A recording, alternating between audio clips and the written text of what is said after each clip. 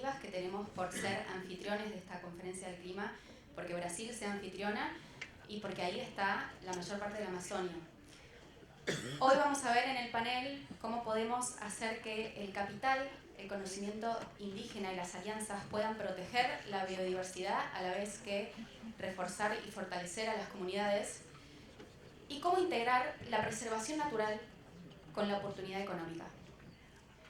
Para abrir, Pacho, ¿qué expectativas o cómo ves que esta conversación se puede empoderar en la COP30 de poner en agenda la Amazonia y poder derivar recursos allí? Bueno, muy buenos días a todos y todas.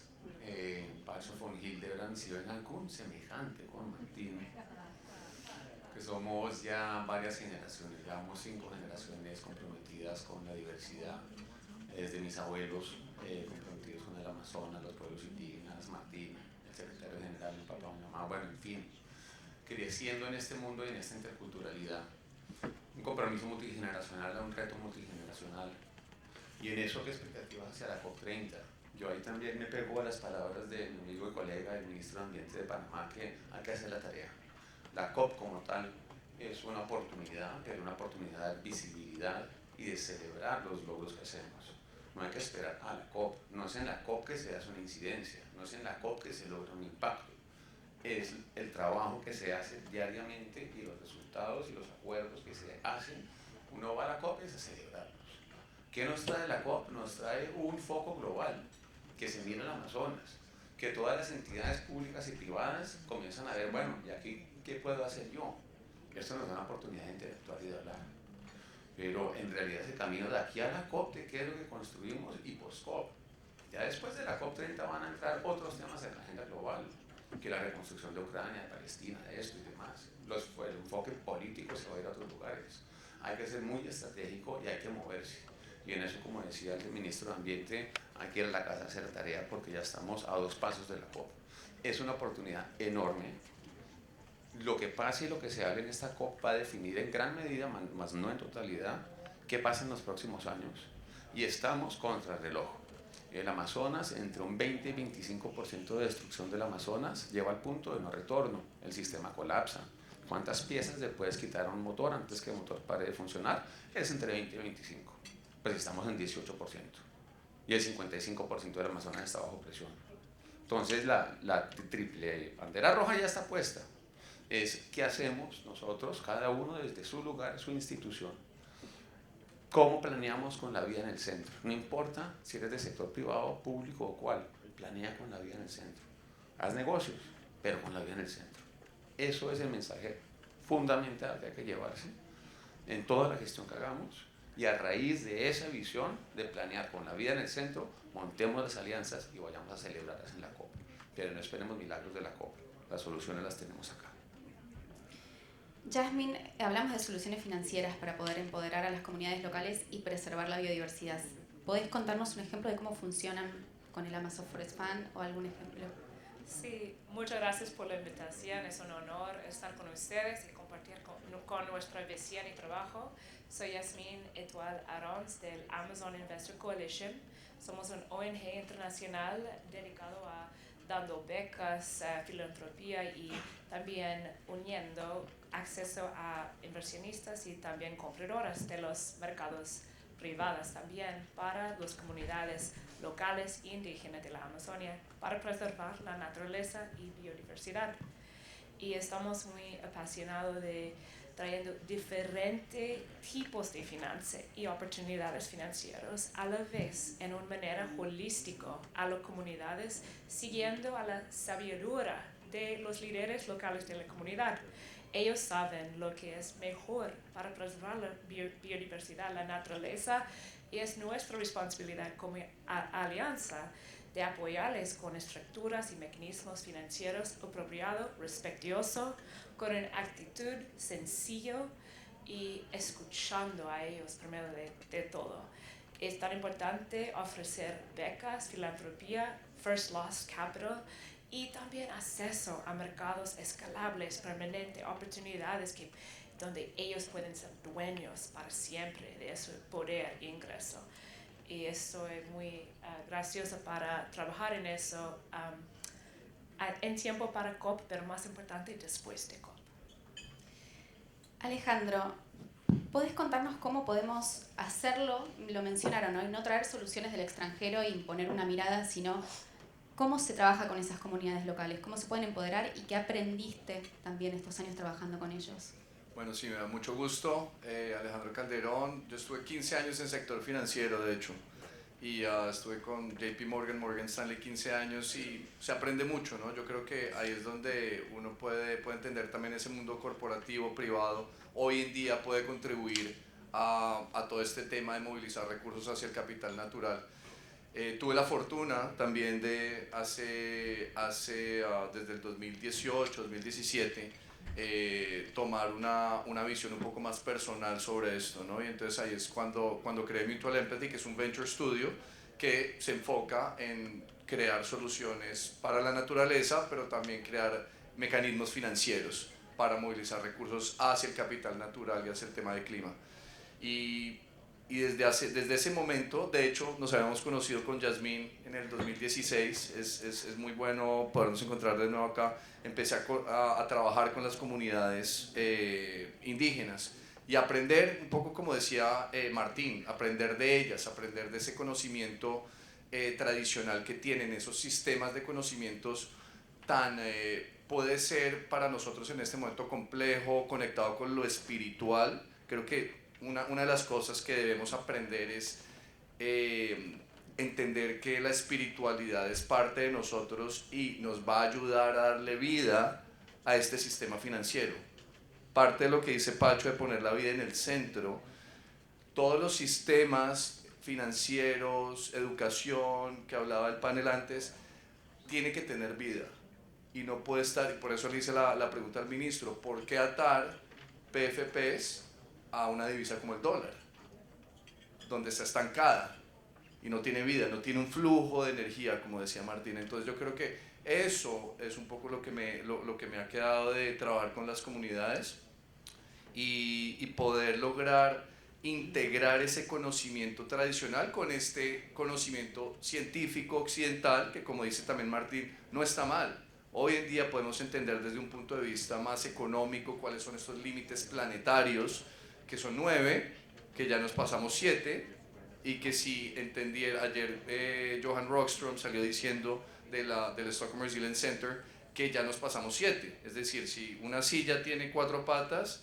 y nos quedamos con una, estamos al borde, estamos en esa situación, pero se puede cambiar el curso. Entonces eso es un poco como esa integración de conocimientos, no ser o blanco o negro, hay que ir por un intermedio donde realmente potenciamos ese conocimiento holístico.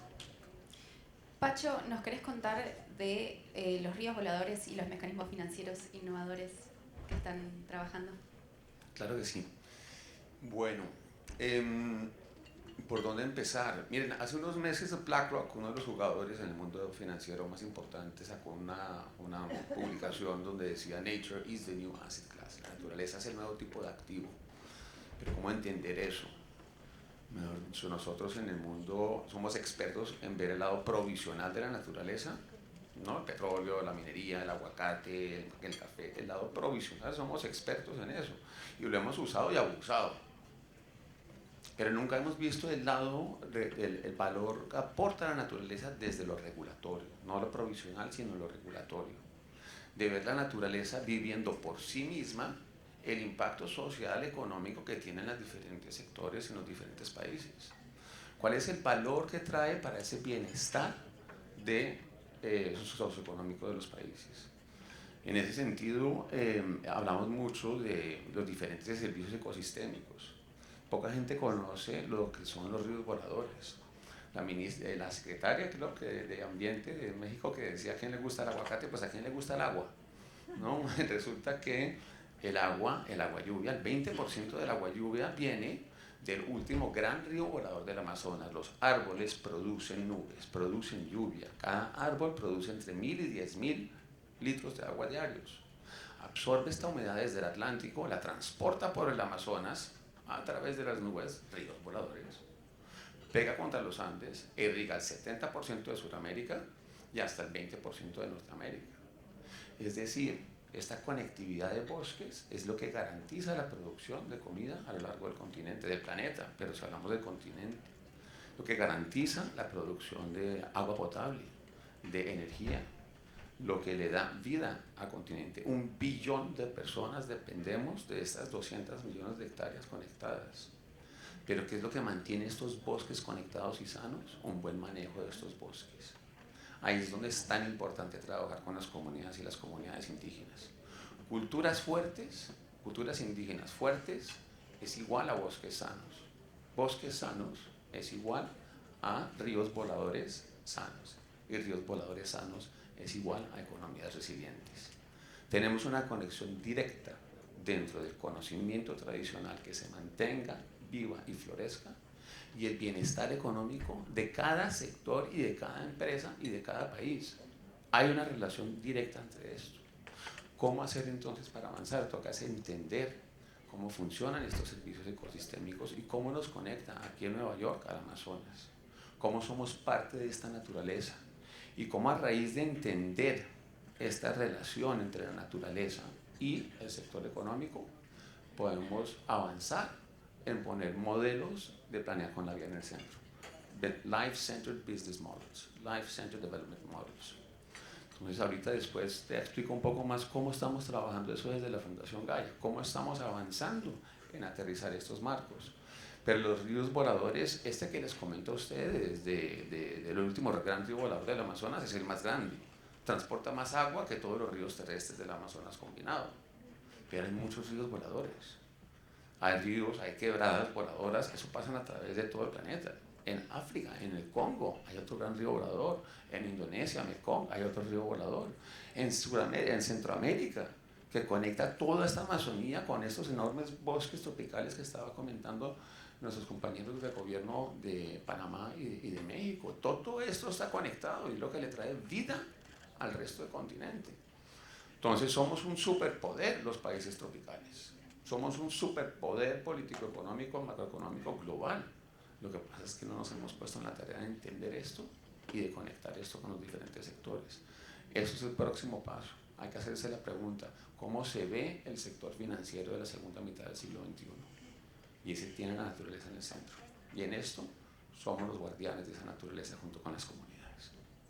Qué importante conocer lo que estamos protegiendo y dar a conocer para que la gente también lo quiera proteger, que a veces en las zonas urbanas uno desconoce un poco.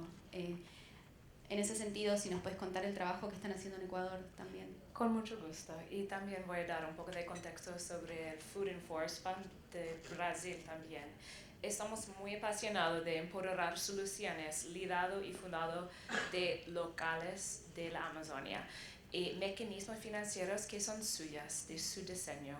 De esa manera estamos lanzando, también ayudando en lanzar el Food and Forest Fund de Brasil, que dedica a hacer un mecanismo financiero nuevo de debt capital para ayudar todo de la gente y campesinos de la Amazonia en Brasil con el capital que necesitan para todos de sus negocios de biodiversidad, para preservar también a la floresta en su región.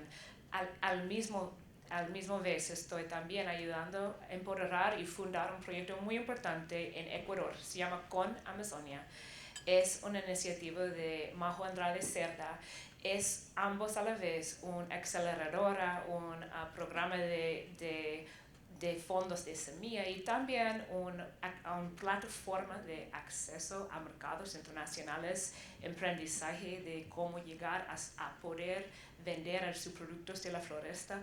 Es tan importante para dar líderes y comunidades indígenas no solo acceso a fondos, pero también los herramientas técnicos de capacitación que necesitan para empoderarse realmente económicamente, para que puedan ellos proteger a su tierra, a su floresta y para que no tienen para que tienen acceso infinitivo a su propio futuro. Y estamos muy apasionados de empoderar este tipo de proyectos financieramente. Alejandro, ¿cuál es el rol de las finanzas innovadoras para movilizar el capital y a la vez qué barreras hay para que las grandes inversiones lleguen a esos lugares? Bueno, varias barreras. Yo diría, este ha sido un buen Climate Week en Nueva York porque ha habido paneles más que paneles, como working groups de finanzas innovadoras, diferentes espacios más de intercambio, entender qué está funcionando y qué debe funcionar mejor. Hay un bloqueo un poco en cuanto a que los mismos bancos, los mismos gestores son los que están gestionando el capital en este momento. Está bloqueado de alguna manera. Los gestores emergentes les está costando mucho salir y poder proponer cosas nuevas. Eso de entrada. Entonces eso es como una gran barrera que se está dando. Sin embargo, en finanzas innovadoras, y la verdad es un placer poder colaborar con Pacho, por ejemplo, en todo esto. Tengo que tener cuidado porque digo que hablo mucho y me va a quitar mi puesto. Absorbe bastante la información en ese sentido, pero ha sido un placer porque realmente si uno tiene un poco esa visión a largo plazo que el capital natural o la naturaleza, la conservación, las organizaciones que llevan trabajando en ese sector durante décadas, ¿no? Hay personas que pueden tener visiones de 50 años, organizaciones que llevan haciendo mucho tiempo, pues uno tiene que lograr generar unos mecanismos que faciliten movilizar recursos hacia estas comunidades.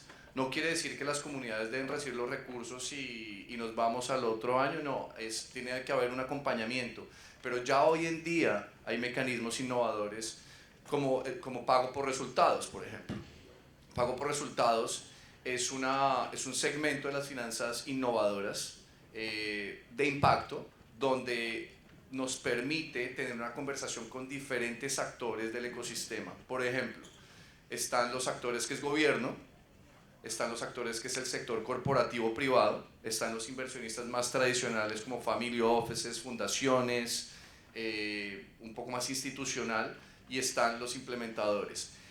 Cuando uno empieza a tener conversaciones con gobierno y el mismo gobierno está interesado en fomentar alianzas con el sector privado como con grandes corporativos, con el tema por ejemplo de los ríos voladores, son conversaciones muy enriquecedoras, muy interesantes, porque un tema con lo del río volador es que por ahí el 30-40% de la seguridad alimentaria depende de los ríos voladores del Amazonas a nivel mundial. ¿Qué quiere decir eso? Que países como Holanda, Noruega, sobre todo por ejemplo en este caso Holanda, que está directamente relacionado con el tema de seguridad alimentaria, quieren hacer parte de esa solución porque ven que si no hacen algo, hay una infraestructura operacional que provee la naturaleza, que son los ríos voladores. No es un tema filosófico, es decir, es real. Tienen que ver la manera, ellos no solamente invertir, porque no pueden ser el único país que invierta, sino que tienen que traer al sector privado para que invierta con ellos. Y esas son las conversaciones que estamos teniendo hoy en día con el sector privado, con grandes corporativos, desde que queremos empezar a tener desde Nestlé, InBev, Coca-Cola, etcétera, todo, porque todos ellos dependen de los ríos voladores. Y yo creo que nos vamos a enfrentar a una conversación muy interesante con ellos, donde si a la larga la clase activa, el asset class más tradicional, histórico que conocemos todos, que tal vez en algún momento hemos visto e hemos invertido como finca raíz, real estate. Cuando invertimos en finca raíz, en nuestro balance hay que depreciarlo. Lo que va a pasar en este mundo de poner la vida en el centro, la naturaleza en el centro, e invertir en nature equity o naturaleza, es que vamos a invertir y se va a apreciar. No solamente el valor, sino se va a apreciar versus un activo que se está depreciando en el tiempo. Y ese premium no se ha tenido en cuenta. Y ese premium es como se regenera la naturaleza, que nos va a sorprender bastante más de lo que yo creo que esperamos. Entonces, estas finanzas innovadoras van a cumplir un rol muy importante, porque nos va a permitir tener conversaciones con diferentes actores y redefinir esos roles en esta nueva economía de impacto.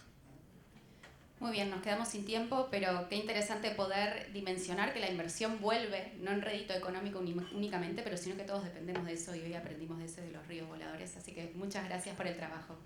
Terminamos. Gracias.